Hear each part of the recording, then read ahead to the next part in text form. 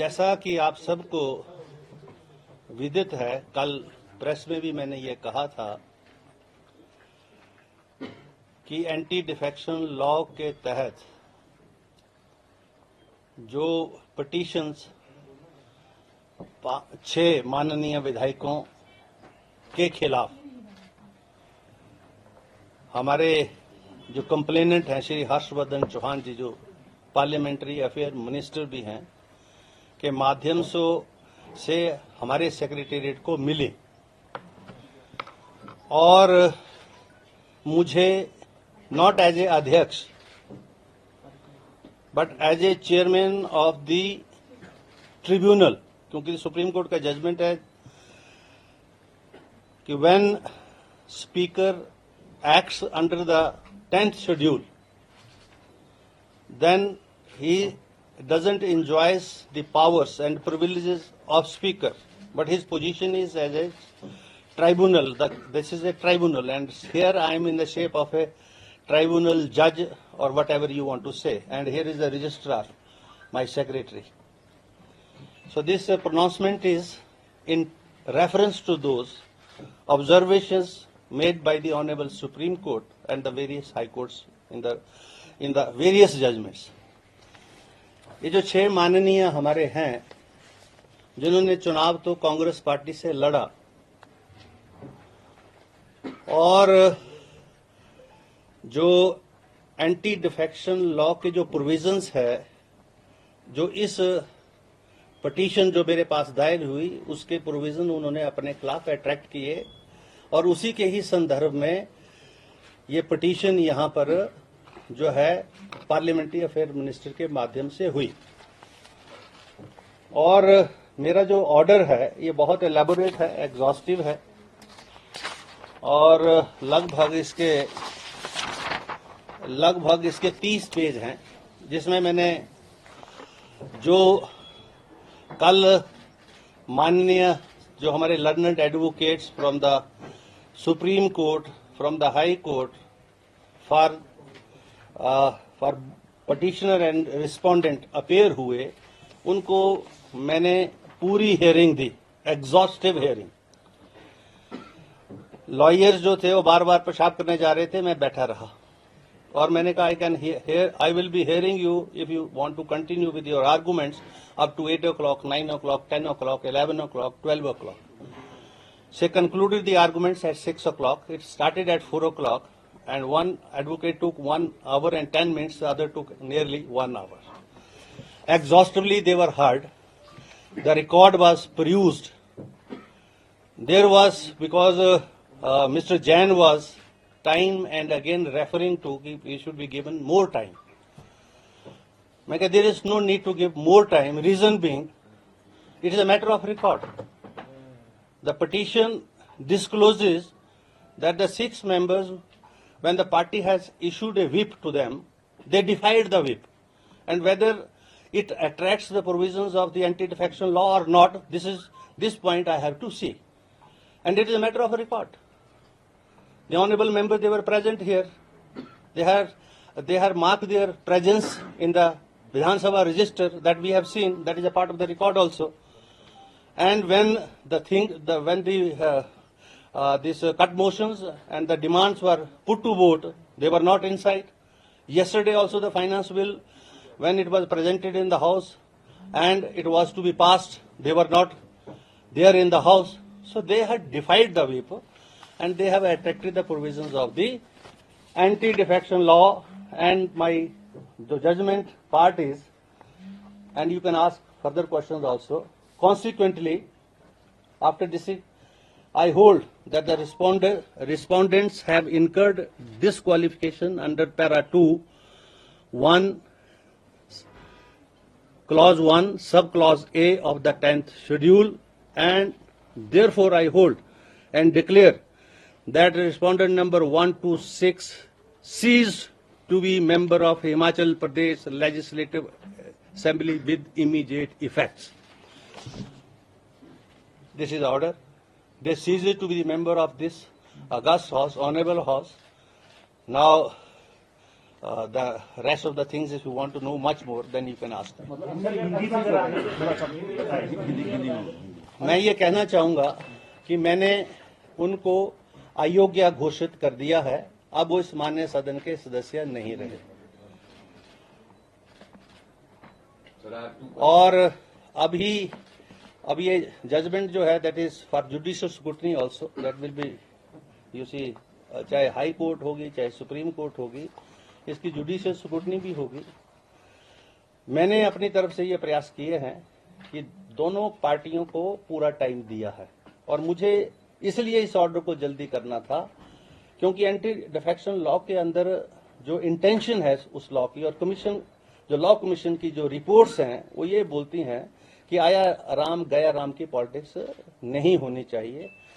अगर आप as a candidate जब शपथ लेते हैं और शपथ लेने के बाद किसी पॉलिटिकल पार्टी का कैंडिडेट बनते हैं, तो आपको जो है उसी ही पार्टी और विचारधारा के साथ रहना चाहिए। जिसका दूसरा पार्ट भी है, जिसमें जो है जो प्रोविजन ऑफ व्हिप नहीं है, जो राज्यसभा की वोटिंग है उसमें व्हिप नहीं है, इसलिए मैं उस पार्ट को छेड़ा नहीं। मैंने उस पार्ट पर मैं नहीं गया, मैं सिर्फ उस पार्ट पर गया हूं जो एंटी डिफेक्शन लॉ के प्रोविजन को जो है अट्रैक्ट करता है। वो भी पार्ट जो है उसके ऊपर भी मैंने अपना व्यू पॉइंट दिया इस जजमेंट में कि सुप्रीम कोर्ट उस चीज को भी अच्छे तरीके से दोबारा से देखे, और जो इलेक्शन कमीशन की जो डायरेक्शंस हैं, जिसमें उन्होंने वोट जो है दिखा के डालने की बात कही है, नहीं दिखाएंगे तो इनवैलिड हो जाएगा वोट। लेकिन वोटर तो ठीक है कि वोटर जो है स्वतंत्र होना चाहिए वोट देने के लिए, और उस पर किसी प्रकार का दबाव नहीं होना चाहिए। लेकिन वो जो वोटर है, जो लोकतंत्र प्रजातंत्र की जो मूलभूत नींव है, जहां चुनाव होता है, पार्लियामेंट्री डेमोक्रेसीज और के माध्यम से पार्लियामेंट बनती है, असेंबलीज बनती हैं, वो जो एथिक्स है उसको भी तो जो है उस एथिक्स के अनुरूप भी तो काम करे। वो रिप्रेजेंटेटिव है 80,000 लोगों का, और उन 80,000 में से 40,000 वो लोग हैं जिन्होंने वोट देकर उसको बनाया, और बनाने के बाद जब वो यहां आता है तो वो अपनी मर्जी से वोट डालकर जो है, क्योंकि ये तो दो पॉलिटिकल आइडियोलॉजी की लड़ाई हो रही है, कांग्रेस की हो रही है, भारतीय जनता पार्टी की हो रही है। आप जिस पार्टी से हैं उस पार्टी के जो है उसकी एथिक्स को डिफाई करके आप जो है दूसरे को वोट देते हैं। This is unethical, this is what I have said in the judgement also. The supreme court में take a cognizance of that also, but I have mainly touched the other part, जो यहाँ पर जो है whip की उल्लंघना हुई, और व्हिप की उल्लंघना से उन माननीय सदस्यों ने जो है एंटी डिफेक्शन लॉ के जो प्रोविजंस है वो अट्रैक्ट किए, और उनको मैं यहाँ से बर्खास्त कर रहा हूँ इस सदन से। इनके नाम पढ़ देते हैं। ये पिटिशनर हैं श्री चैतन्य शर्मा जी। या लिखिए।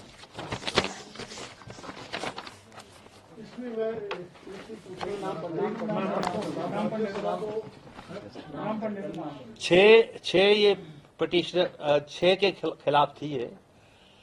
एक तो हमारे माननीय सुधीर शर्मा जी, दूसरे जो है चैतन्य शर्मा जी, देवेंद्र भुट्टो जी, राजेंद्र राणा जी, इंद्रदत्त लखनपाल जी और रवि ठाकुर। ये जो हैं, ये इन सब का संबंध कांग्रेस पार्टी से है। अगर सर ये नई पार्टी फॉर्म करते हैं और 1/4 इनके साथ एडजस्ट होते हैं, तो ये ऑर्डर इम्प्लीकेबल होगा उस पर? अभी तो ये ऑर्डर जो है, इस ऑर्डर के माध्यम से उनकी सदस्यता रद्द कर दी गई है। अब इस माननीय सदन के वो सदस्य नहीं रहे मेरे ऑर्डर के मुताबिक। हाई कोर्ट क्या बोलती है, सुप्रीम कोर्ट क्या बोलती है, क्योंकि मेरे इस ऑर्डर की भी जुडिशियल स्क्रूटनी है। This order is not in finality, this order is a subject of judicial scrutiny, and if the high court whatever the high court says, there is a supreme court also for that.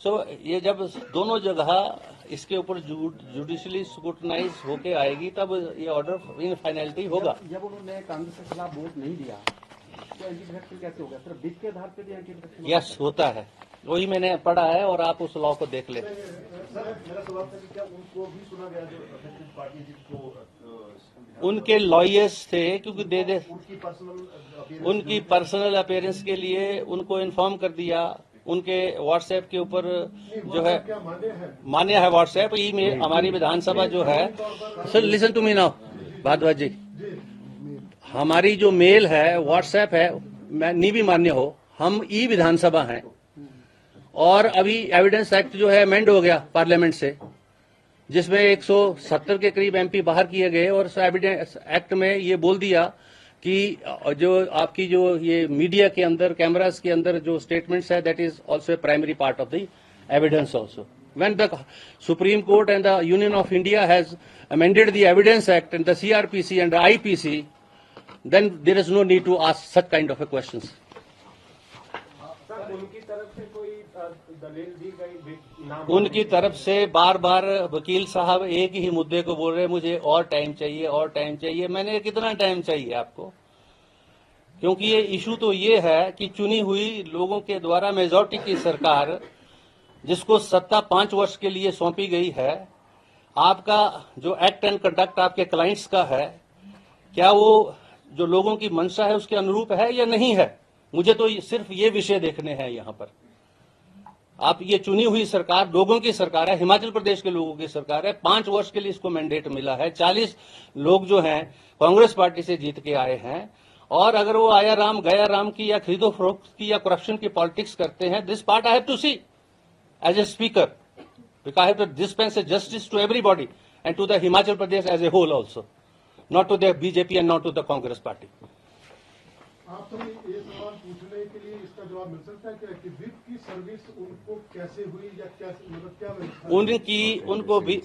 उनको whip की service हुई, वो कैसे होती है जी, थोड़ा ये पता चल जाए। उनको उनके सिग्नेचर हैं, रिकॉर्ड पर है, जजमेंट के ऊपर रिकॉर्ड लगा, उन्होंने सिग्नेचर किए हैं पार्टी मीटिंग्स में, they were present in the party meetings and here also. जब विधानसभा का वो रजिस्टर रखा होता है परे, उसको आप प्रूव कर सकते हैं नीचे जाके मीडिया वाले, उसके ऊपर दोनों बार जब उन्होंने विप डिफाई किया, दोनों बार उन्होंने हाजिरी लगाई है। उनके वकील बार बार ये आर्गू कर रहे थे कि वो बीमार हो सकते हैं, उनको शायद ये पता नहीं था। मैं चुप रहा, हंसता रहा, सुनता रहा उनको, कि उनको पता नहीं है, हमारे पास वो रिकॉर्ड है। उस पर उन्होंने हाजिरी लगाई, they were present in the Vidhan Sabha. Yesterday also they had come in the copter and they were inside the hall when there was the house had adjourned. And उसके बाद उन्होंने वहां हाजिरी लगाई और चले गए, वहां से कॉप्टर से उठ के चले गए। अभी तो मैं बहुत सारी बातें करने वाला हूं आगे आने वाले टाइम में।